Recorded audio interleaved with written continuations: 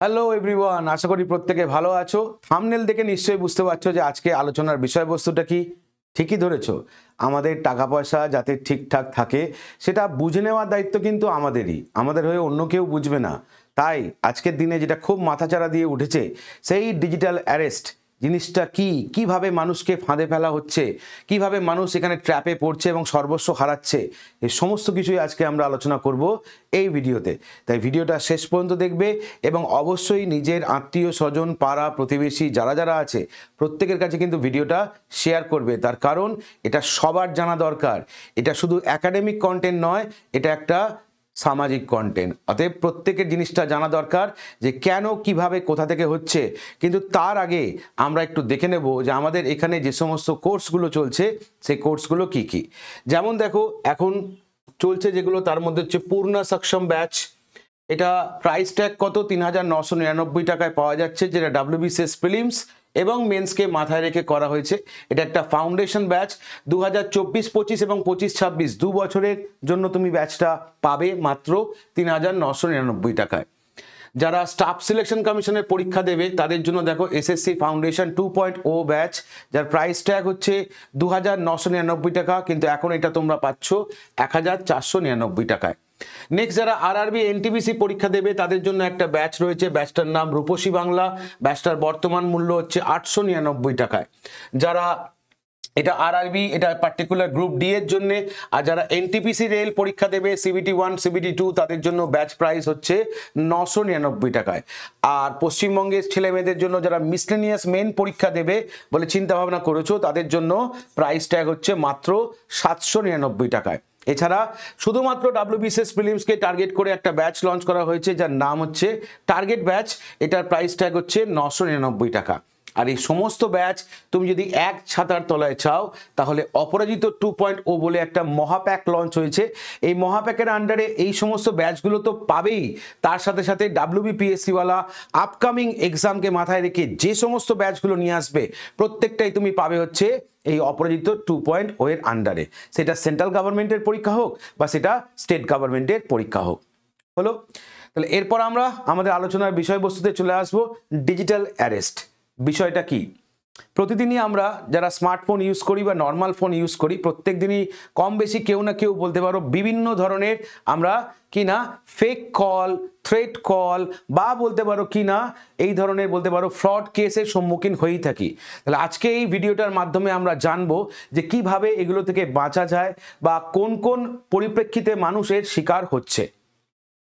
তাহলে প্রথমেই এই সাইবার ক্রাইম যেটা কিনা ভারতে মাথাচাড়া দিয়ে উঠছে তার নাম কি? নাম হচ্ছে ডিজিটাল অ্যারেস্ট। এটা সম্পর্কে আমরা জানবো। কিন্তু ডিজিটাল অ্যারেস্ট বা গ্রেপ্তারটা কি? আদেও কি মানুষকে হ্যান্ডকাপ দিয়ে যেমন অ্যারেস্ট করে সেরকম অ্যারেস্ট করে নিয়ে যায়? পুলিশ এসে কি সশরীরে নিয়ে যায়?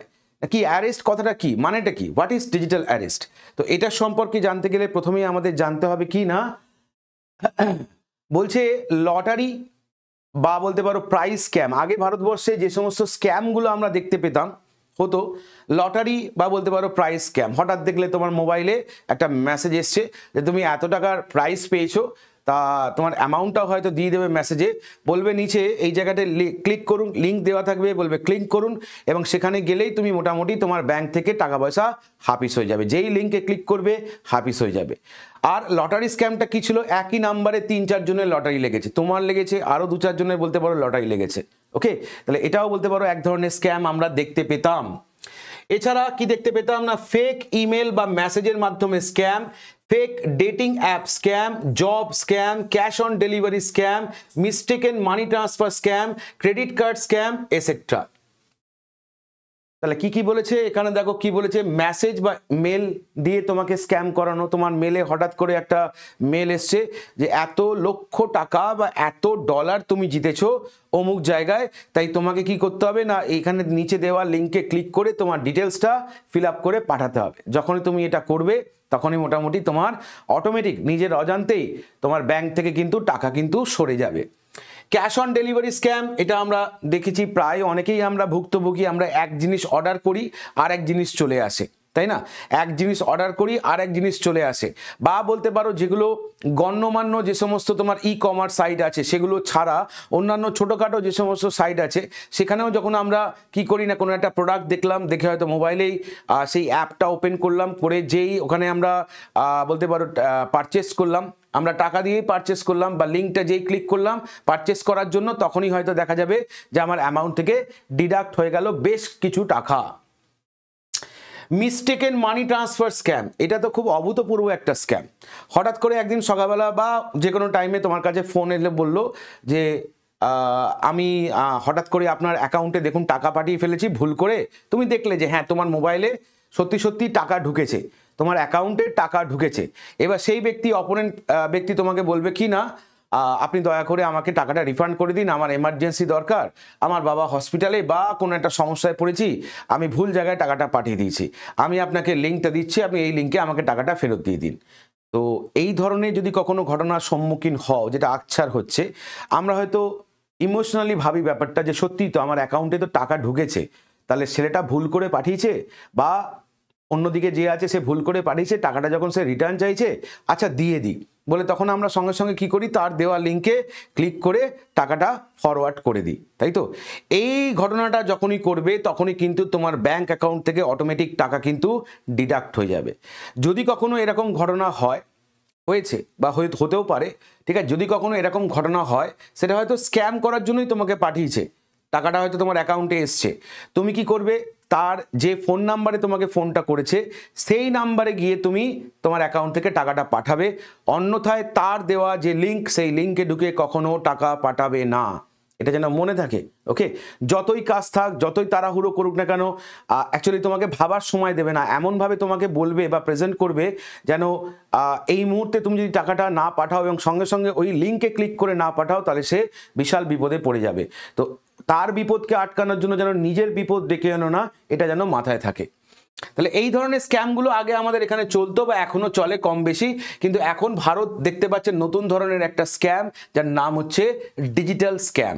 ডিজিটাল অ্যারেস্টের বলতে পারো নিউয়েস্ট ভার্সন হচ্ছে, ডিজিটাল অ্যারেস্ট হচ্ছে কিনা সাইবার ক্রাইমের নতুন বলতে পারো একটা ভার্সন, এবং যার জন্য 2024-এ ভারতবর্ষে প্রায় 92,000 যারা কিনা এফেক্টেড হয়ে গেছে, মানে 92,000 মানুষ যারা 2024-এ এই স্ক্যামের কবলে পড়ে নিজের টাকা পয়সা সর্বস্ব বলতে পারো কিনা হারিয়েছে। ওকে, আর কি বলছে, in which money is extracted through online transfer under the guise of resolving tax or legal dues।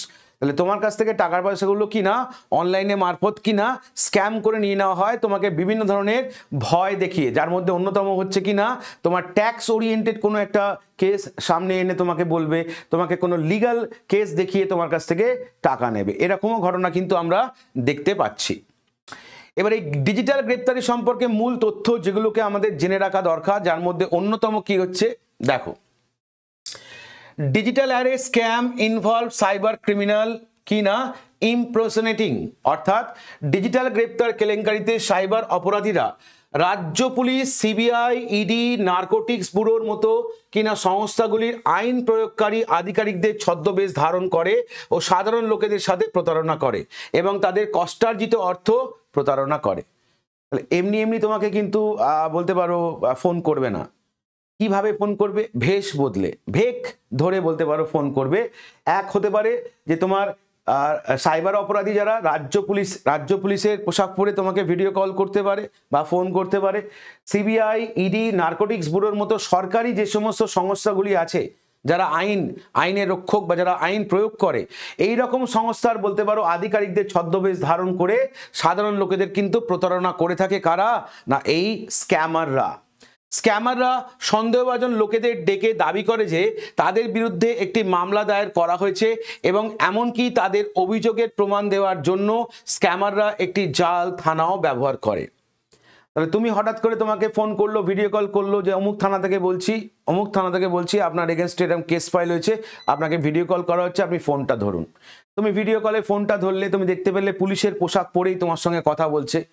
থানায়, একটা নর্মাল থানায় যা যা জিনিসপত্র থাকে আশেপাশে সেরকমই ওয়েল ডেকোরেটেড, লোকজন যাতায়াত করছে, ঠিক যেমন একটা থানার পরিবেশ হয় সেই পরিবেশটাই কিন্তু তোমাকে ভিডিও কলের মাধ্যমে তুলে ধরা হবে তোমার বিশ্বাসযোগ্যতা অর্জনের জন্য, যাতে তুমি এটাকে ফেক না মনে করো। তাহলে কি পেলাম? প্রথমে তোমাকে কি করবে না, ড্রেস পরে, যে কোনো একটা ড্রেস, সেটা তোমার রাজ্য পুলিশ হতে পারে বা নিজের পরিচয় সিবিআই, ইডি, নার্কোটিক্স ব্যুরোর মতো অফিসারদের কি না ছদ্মবেশে তোমাকে ফোন করবে এবং তোমাকে একটা থানার বলতে পারো যে চিত্র সেটাকেও তোমার সামনে তুলে ধরবে বিশ্বাসযোগ্যতা আনার জন্য। সাইবার অপরাধীরা ফোন বা ইমেলের মাধ্যমে ভিকটিমদের সাথে যোগাযোগ করে, শুরু করে অডিও কল এবং তারপর বিমানবন্দর, থানা বা আদালতের মতো জায়গা থেকে ভিডিও কল করে।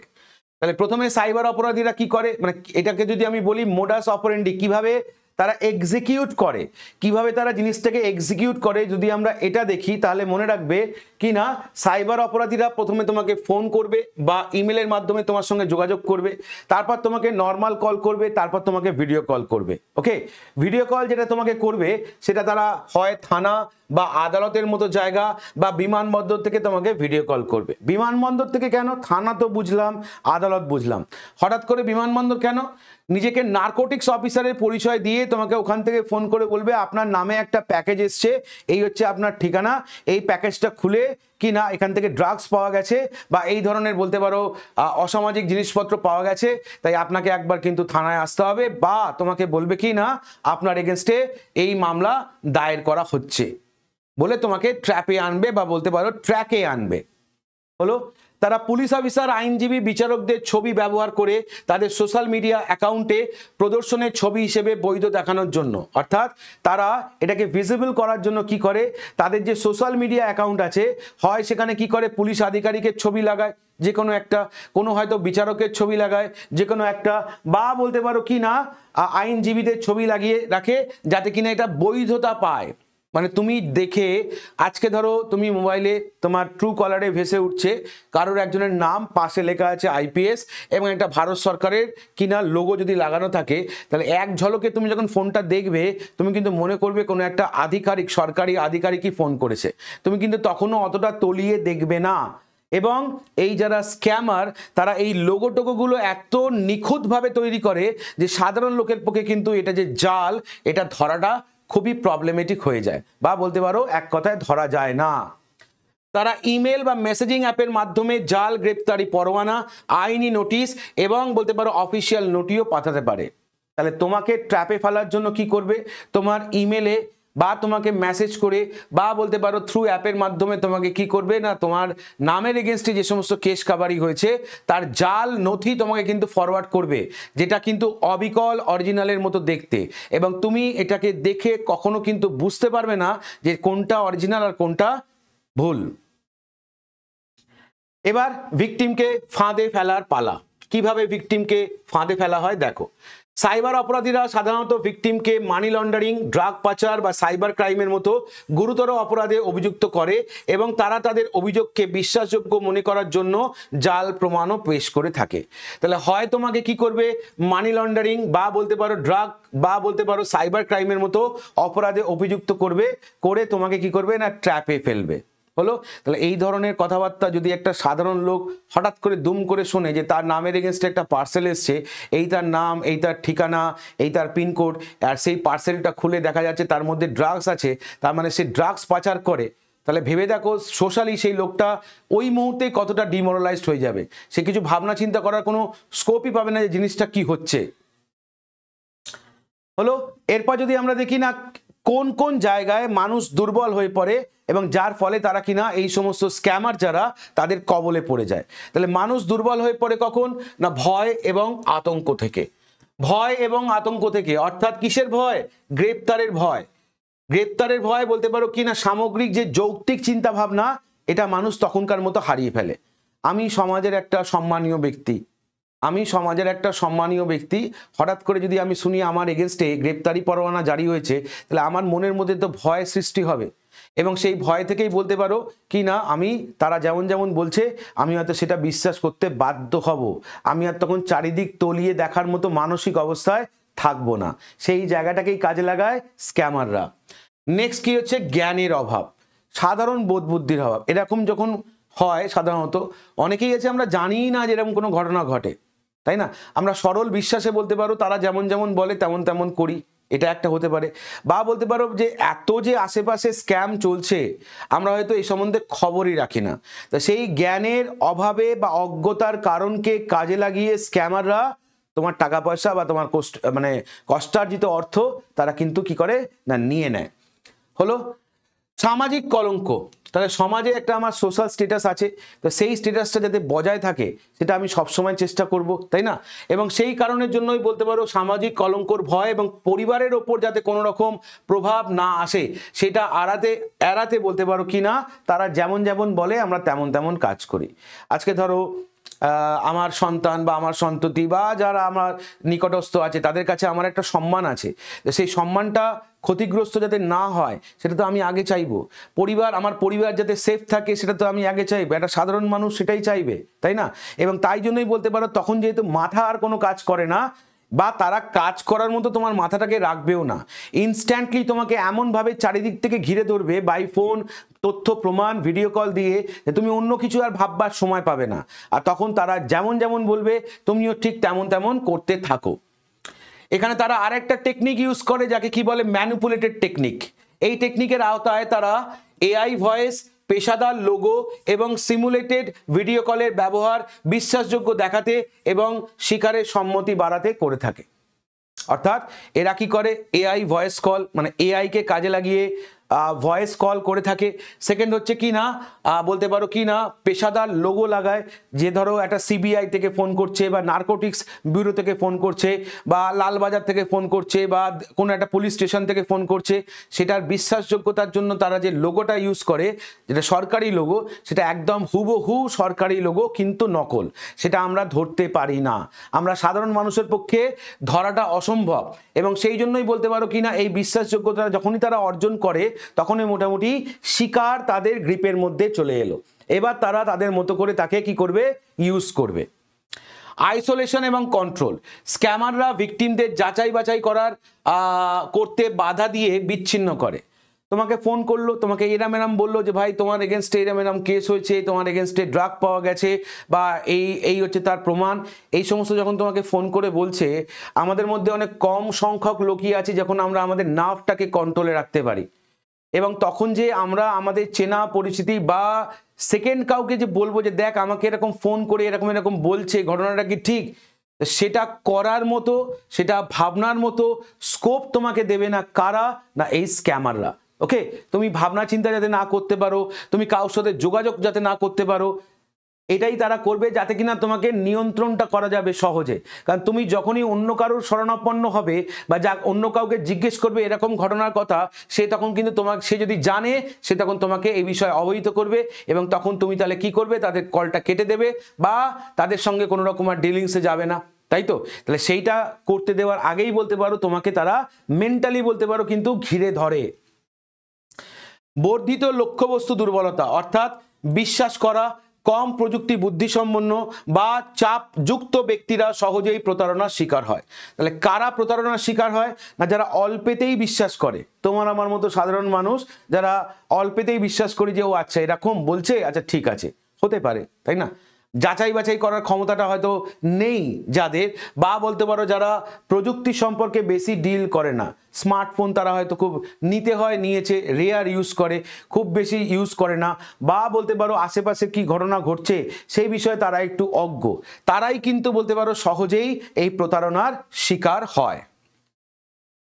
এই মুহূর্তে যদি আমরা ভারতবর্ষে সাইবার স্ক্যামের যদি অবস্থাটা দেখি তাহলে কি দেখতে পাবো, এই মুহূর্তে যদি আমরা দেখি তাহলে দেখো কি বলছে according to the Indian national cyber coordination centre, cyber scam in India have shown a significant rise in both frequency and financial impact। অর্থাৎ যদি কিনা আমরা দেখি Indian cyber crime coordination centre অনুসারে ভারতে সাইবার স্ক্যামগুলির ফ্রিকোয়েন্সি এবং বলতে পারো কিনা আর্থিক প্রভাব উভয় ক্ষেত্রেই কিন্তু দিন দিন বাড়ছে।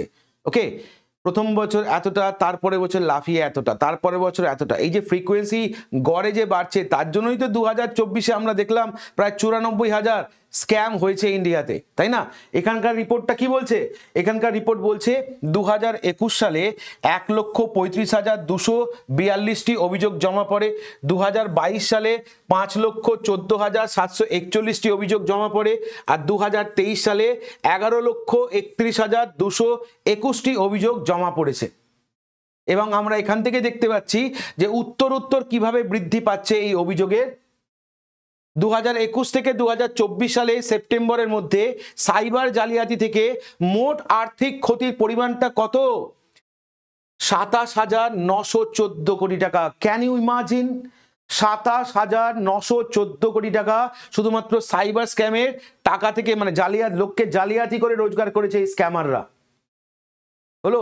এবং আমরা যদি দেখি যে উত্তর বৃদ্ধির পরিমাণটা কি, তাহলে গ্রাফটা কিন্তু যথেষ্ট বলতে পারো কিন্তু ভাববার বিষয়।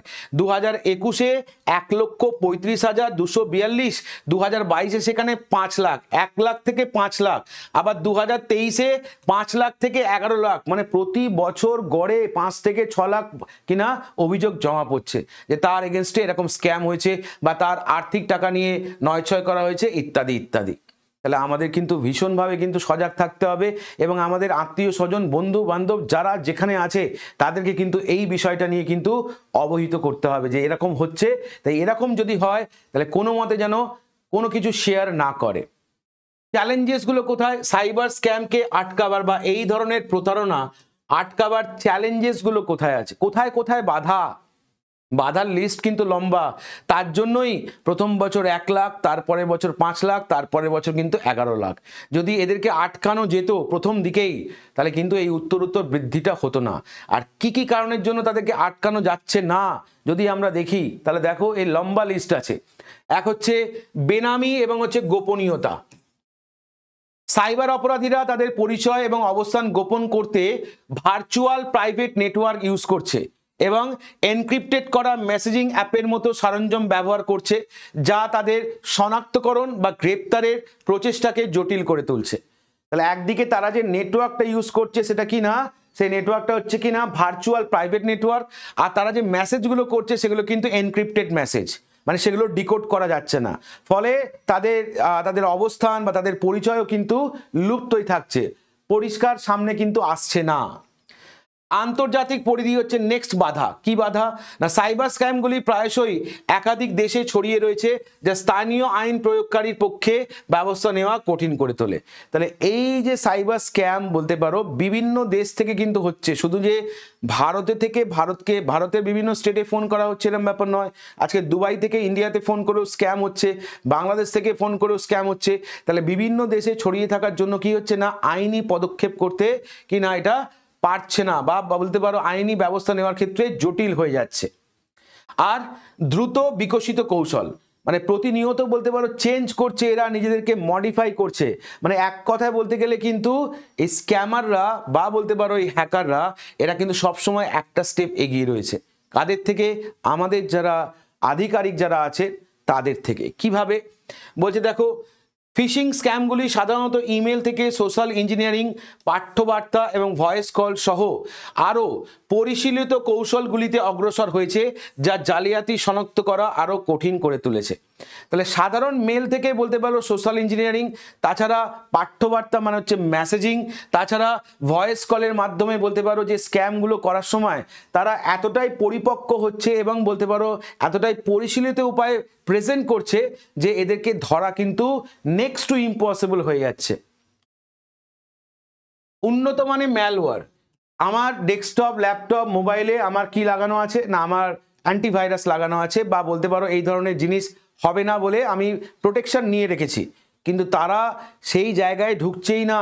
তারা সেটাকে বাইপাস করে তোমাকে বলতে পারো কল, মেসেজ, হোয়াটসঅ্যাপ প্রভৃতি তো তারা করছে। সেটাই বলেছে সাইবার স্ক্যামগুলো উন্নত মানের ম্যালওয়্যার ব্যবহার করে, যা অ্যান্টিভাইরাস প্রোগ্রাম এবং ফায়ারওয়ালগুলিকে বাইপাস করে ডেটা চুরি করতে এবং অনুমোদিত অ্যাক্সেস পেতে পারে। তাহলে এই আমাদের যে ফায়ারওয়াল আছে বা বলতে পারো অ্যান্টিভাইরাস প্রোগ্রাম আছে, সেগুলোকে তারা বাইপাস করে আমাদের যে সমস্ত ডেটা আছে সেই ডেটাগুলো তারা হ্যাক করছে বা চুরি করছে, এবং বলতে পারো কিনা আমাদের অজান্তেই আমাদের ল্যাপটপ, ডেস্কটপ বা মোবাইল তারা অ্যাক্সেস পেয়ে যাচ্ছে। ওকে, তারা কিন্তু অটোমেটিক্যালি বলতে পারো অ্যাক্সেস পেয়ে যাচ্ছে। আর নিয়ন্ত্রক ফ্র্যাগমেন্টেশন, অর্থাৎ মানে কি না, বিভিন্ন দেশের বিভিন্ন বিধিবিধান রয়েছে যা সাইবার অপরাধের বিরুদ্ধে লড়াইয়ের জন্য সমন্বিত আন্তর্জাতিক কৌশল তৈরি করা কঠিন করে তুলেছে। এটা একদম ঠিক কথা। ভারতে সাইবার ক্রাইমের বলতে পারো সাইবার ক্রাইমকে আটকানোর জন্য একরকম পন্থা অবলম্বন করে ভারত, বাংলাদেশ আরেক রকম করে, চায়না আরেক রকম করে, জাপান আরেক রকম করে, আমেরিকা আরেক রকম, বিভিন্ন দেশ বিভিন্ন রকমভাবে করে। কিন্তু মুশকিল হচ্ছে কারুর মধ্যে কারুর কোনো কোঅর্ডিনেশন নেই। একটা কোথাও যদি সাইবার ক্রাইম হয়, সেই সাইবার ক্রাইমটার প্রকৃতি কি এটা জানার উপায় কিন্তু অন্য কোনো দেশের নেই। একটা ইউনিভার্সাল পোর্টাল কিন্তু নেই, যে পোর্টালটা থাকলে হয়তো সারা পৃথিবীতে যেখানে যেখানে এই ধরনের স্ক্যাম হচ্ছে সেই স্ক্যামের নেচারটা কি যদি তুলে দেওয়া যেত, বা সেই দেশ সেই স্ক্যামটাকে মাথায় রেখে কিভাবে কাজ করছে সেটা যদি ওখানে তুলে দেওয়া যেত, তাহলে বাকি দেশগুলো কিন্তু কি না সেই মতো করে নিজেদেরকে তৈরি রাখতে পারতো যে এই ঘটনাটা অমুক দেশে হয়েছে, আমার দেশেও হতে পারে, তাই আমাকে এ নিয়ে প্রিকশন থাকতে হবে। কিন্তু যেহেতু বলতে পারো একে অপরের সঙ্গে এই টাই আপটা নেই, এবং বিভিন্ন দেশে সাইবার ক্রাইম অপরাধ বিভিন্ন রকমের, বা সেই দেশের আইনও বিভিন্ন রকমের, কোঅর্ডিনেশন না থাকা কিন্তু এটা একটা বড় সমস্যা তৈরি করেছে এই ধরনের অপরাধীদের ধরার ক্ষেত্রে। আর এছাড়াও দেশগুলিতে ডেটা ভাগ না করে উদীয়মান সাইবার কেলেঙ্কারির প্রবণতা এবং কৌশলগত শনাক্ত করার জন্য ব্যাপক হুমকির বৃহৎ বুদ্ধিমত্তার অভাব রয়েছে, যেটা একটু আগেই বলছিলাম যে যেহেতু তোমার ডেটা আদান প্রদান করানো হয় না, তাই বলতে পারো মানে যার দেশে যা ঘটবে সে সেটা সামলাবে তার মতো করে। ব্যাপারটা এরকম দাঁড়াচ্ছে। যদি এটা জোটবদ্ধ উপায় যদি করা যায় তাহলে হয়তো এই সমস্ত সাইবার যারা হ্যাকার বা স্ক্যামার যারা আছে তাদেরকে আটকানো পসিবল হবে। আদারওয়াইজ এদেরকে আটকানো পসিবল এই মুহূর্তে হচ্ছে না।